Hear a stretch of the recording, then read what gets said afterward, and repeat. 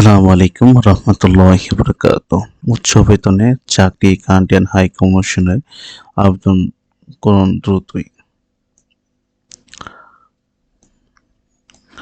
জনবল নিয়োগের বিজ্ঞপ্তি প্রকাশ করা হয়েছে কানাডা হাই কমিশনে। প্রতিষ্ঠানটি ২ ক্যাটাগরি পদে ২ কর্মকর্তা নিয়োগ প্রকাশ করা হয়েছে। এই বিজ্ঞপ্তিতে আগ্রহী প্রার্থীদের আগামী ৪ ডিসেম্বরের মধ্যে অনলাইনে আবেদন করতে পারবেন। নিয়মিত বেতনের বাইরেও প্রাতিষ্ঠানিক নীতিমালা অনুযায়ী নানা সুযোগ-সুবিধা পাবেন নির্বাচিত প্রার্থীরা। কানাডিয়ান হাই কমিশন পদের নাম সিনিয়র ইন্টারন্যাশনাল অ্যাসিস্ট্যান্ট অফিসার। পদ সংখ্যা ৮টি। চাকরির ধরন চুক্তিভিত্তিক।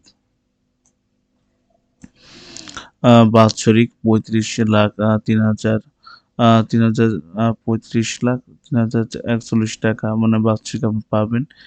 কত ঘন্টা? সাপ্তাহিক ৩৭.৫ ঘন্টা, মানে সাপ্তাহিক ছুটি ২ দিন। কর্মস্থান Canada high commission, Dhaka.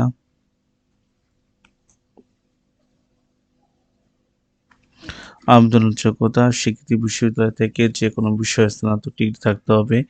International project ব্যবস্থা বা ব্যবস্থার মনিটরিং বা ইভ্যালুয়েশন ন্যূনতম ৫ বছর চাকরির অভিজ্ঞতা থাকতে হবে।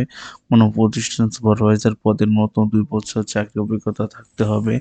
কূটনীতিক মিশনের কাজে অভিজ্ঞতা থাকতে হবে। বাংলাদেশ ইন্টারন্যাশনাল অ্যাসিস্ট্যান্ট এবং 10 সম্পর্কে ধারণা থাকতে হবে। কানাডা ইন্টারন্যাশনাল অ্যাসিস্ট্যান্ট বা পলিসি প্রোগ্রাম বিষয়টি ধারণা থাকতে হবে। পদের নাম দ্য ইন্টারন্যাশনাল অ্যাসিস্ট্যান্ট অফিসার। পদ সংখ্যা ১টি। চাকরি চুক্তিভিত্তিক বেতন আপনার ২০,৭৩,১২১ টাকা। বাৎসরিক আরকি সাপ্তাহিক ৩৭.৫ ঘন্টা বা সপ্তাহে ছুটি ২ দিন। Canadian high commission, Dhaka. আপনার যোগ্যতা: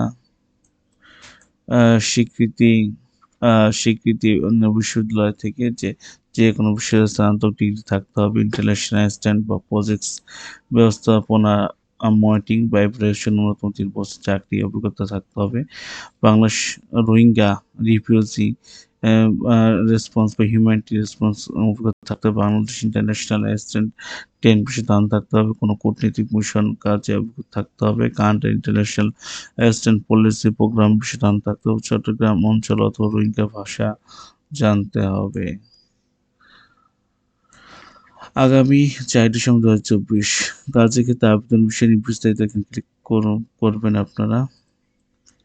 কানাডিয়ান হাই কমিশন গভর্নমেন্টে আপনারা এই জায়গায় গেলে আপনারা আবেদন করতে পারবেন। তো আজকে এই পর্যন্ত। আসসালামু আলাইকুম রহমতুল্লাহি ওয়া বারাকাতুহু।